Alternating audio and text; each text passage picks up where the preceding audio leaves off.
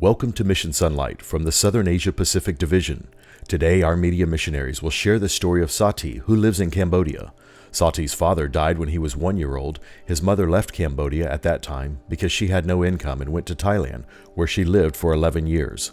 Missionary Joshua Lewis befriended Sati.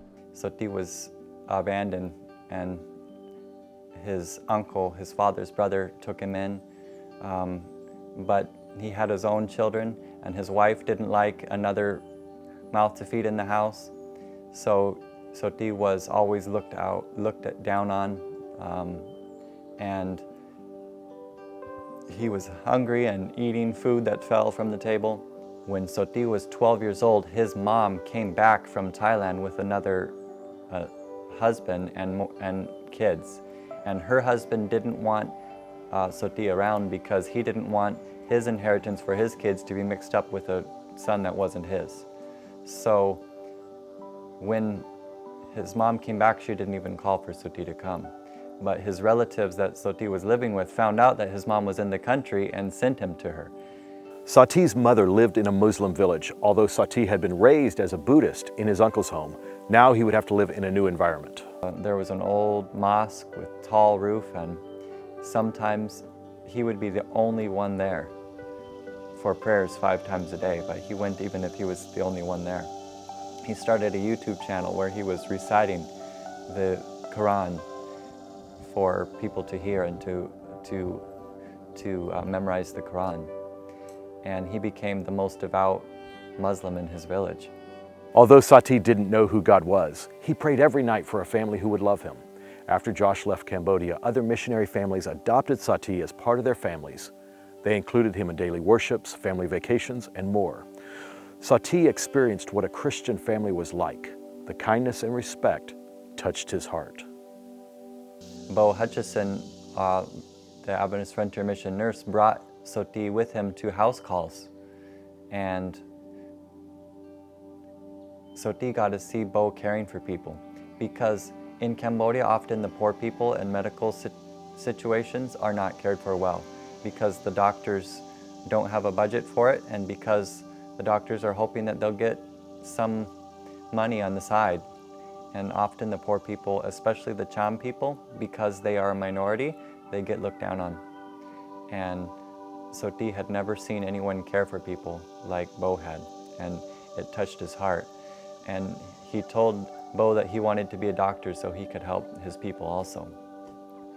And Bo brought Sati to apply for medical school in Phnom Penh, and when Sati found out that the price for medical school in Cambodia was $2,000 a year, he told Bo he would rather not do it because that sum seemed insurmountable to him. Coming from his background, he couldn't believe that much could be spent on him. And he ended up studying on his own and passing exams to get into nursing school with such high scores that he got a full scholarship. After Sati graduated from nursing school, he came to see Josh.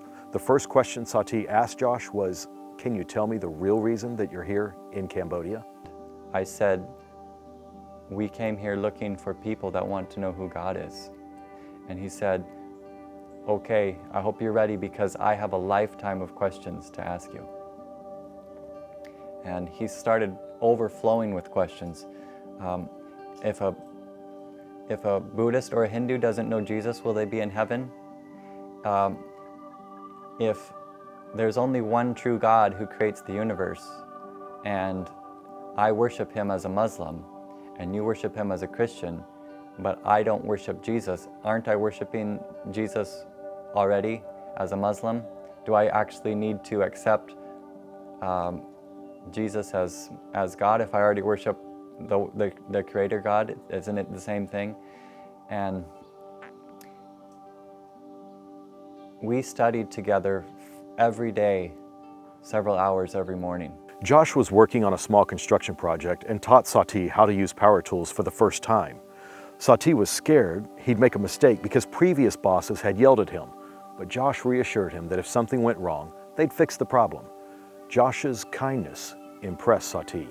Sati learned just as much from the afternoon working together and seeing our life as he did from the time spending the Bible. It actually went hand in hand because it reinforced what he was learning. During the time of COVID, they continued to study at a distance, while each sat under a mango tree, reading the Bible and praying together. He started noticing things in our life. He stood up for the Sabbath before we even studied the Sabbath together. One day we were studying outside under the trees. He got a call from the driving test saying he was scheduled for his driver's license exam, and it was 7 o'clock on a Saturday morning, on a Sabbath morning. And he said to me, "What should I do? It's on Sabbath." And I said, "Tell them you call them back." Sati hung up the phone, and Josh told him he would need to make his own decision. Josh explained that he'd experienced many blessings from God by keeping the Sabbath. And he called them back and he said, "I believe that Sabbath is God's holy day, and I can't take this test on Sabbath." And they said, "You're going to lose your place in line, and you're going to lose your $50 deposit. Why don't you just go ahead and do it? It's 7 in the morning, you'll be done by 8, you can go to church or whatever you need to do." And he said, "No, I can't do that." And he asked them, "Is there no way to reschedule?" And they said, this test has been scheduled from the Department of Transportation for months. It can't be changed now just for you." And he said, "If that's how it has to be, then I'm willing to wait."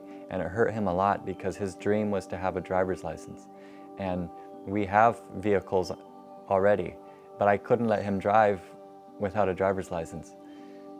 So that was my stipulation, to begin teaching him to drive and using the vehicles. The next day when Sati's phone rang, he learned that he could go to a different testing center on Monday and that he could take his test there.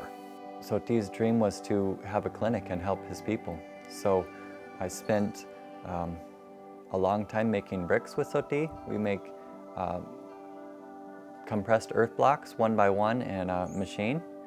And during that time, Sati was even fasting for Ramadan, and he was not drinking and working most of the day in the heat, shoveling dirt and making bricks because he wanted to have bricks for his clinic.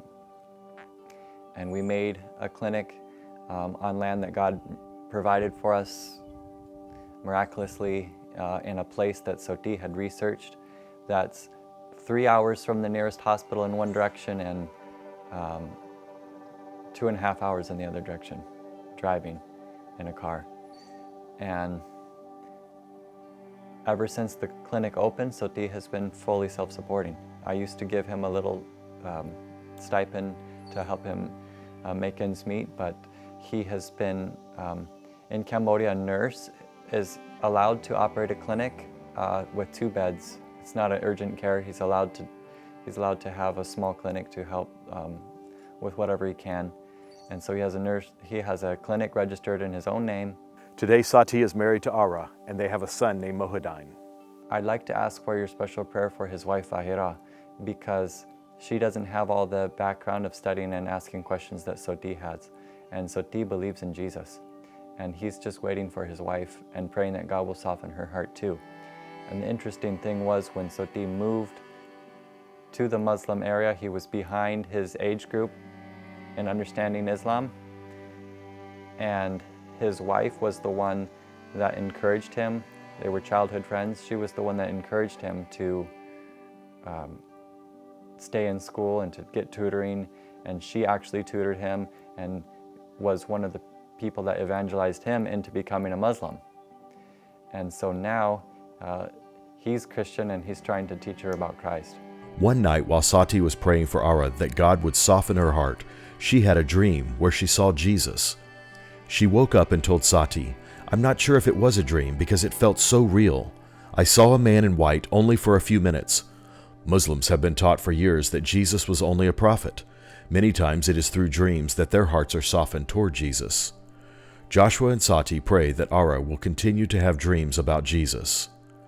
Although Sati faces persecution, he continues to seek for truth. Today in the 21st century, more than 2,000 years after the birth of Jesus, there are still people who haven't heard the story of Jesus. On Sabbath, March 26th, your 13th Sabbath offering will bring hope to people like Sati and Ara. Sati is right on the edge of Christianity and Islam. He's coming from Islam. He's trying to decide what parts of it he wants to keep, what parts of Christianity he wants to adopt. And he has recently said to us that he believes the same way we do, and he's waiting for his wife. And we study the Bible continuously through our phones and send Bible verses back and forth to each other, and just ask that they together would live for Jesus. Reporting from the Southern Asia Pacific Division, we are the media missionaries of Network 7 Media Center, and this is Mission SONlight.